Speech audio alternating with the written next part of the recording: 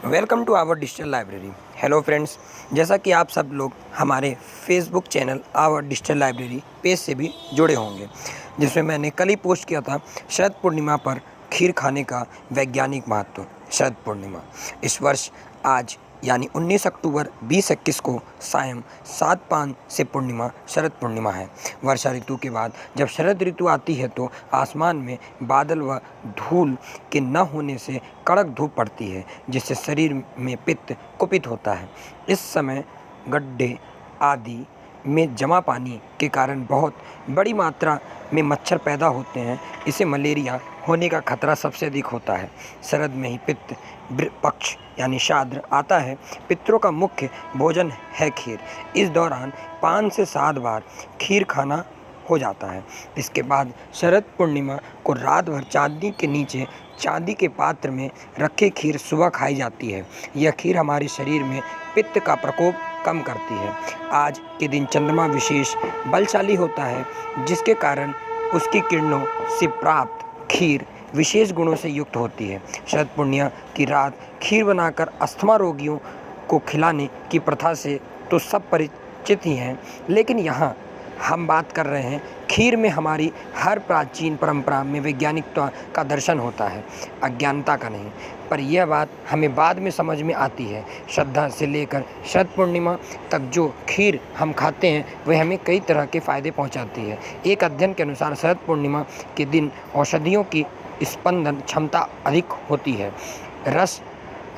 रसाकर्ष के कारण जब अंदर का पदार्थ सांद्र होता है तब रिक्तकाओं से विशेष प्रकार की ध्वनि उत्पन्न होती है। अध्ययन के अनुसार दुग्ध में लैक्टिक अम्ल और अम्ल तत्व होता है। यह तत्व किरणों से अधिक मात्रा में शक्ति का शोषण करता है। चावल में स्टार्च होने के कारण यह प्रक्रिया और आसान हो जाती है। इसी कारण ऋषि मुनियों ने शरद पूर्णिमा की रात्रि में खीर खुले आसमान में रखने का विधान किया है। यह परंपरा विज्ञान पर आधारित है। अब हमारी परंपराओं का चमत्कार देखिए, क्यों खीर खाने इस मौसम में अनिवार्य हो जाता है। वास्तव में खीर खाने से पित्त का शमन होता है। शरद पूर्णिमा की रात में बनाई जाने वाली खीर के लिए चांदी का पात्र न हो तो चांदी का चम्मच खीर में डाल दें, लेकिन बर्तन मिट्टी, कांस्य या पीतल का हो, क्योंकि एल्युमिनियम, प्लास्टिक, चीनी मिट्टी के बर्तनों से बचें। इस ऋतु में बनाई जाने वाली खीर में केसर और मेवों का प्रयोग कम करें। यह गर्म प्रवृत्ति के होने से पित्त बढ़ा सकता है।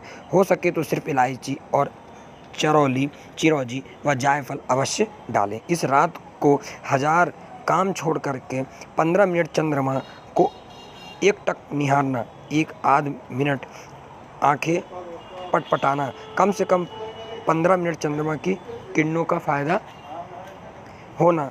ज़्यादा करो तो ताकत नहीं, मतलब आप कम से कम 15 मिनट तो चंद्रमा की किरणों का फ़ायदा लेना, ज़्यादा करो तो हरकत नहीं।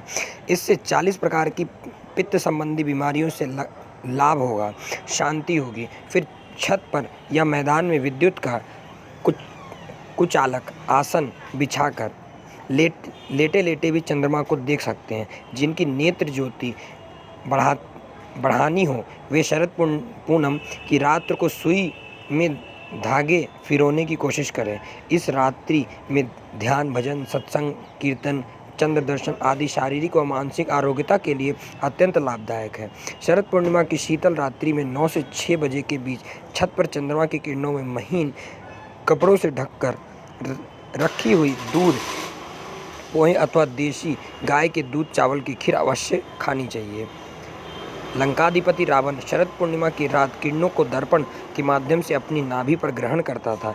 इस प्रक्रिया से उसे पूर्ण यौवन शक्ति प्राप्त होती है। चांदनी रात में 10 से मध्य रात्रि 12 बजे के बीच कम वस्त्र में घूमने वाले व्यक्ति को ऊर्जा प्राप्त होती है।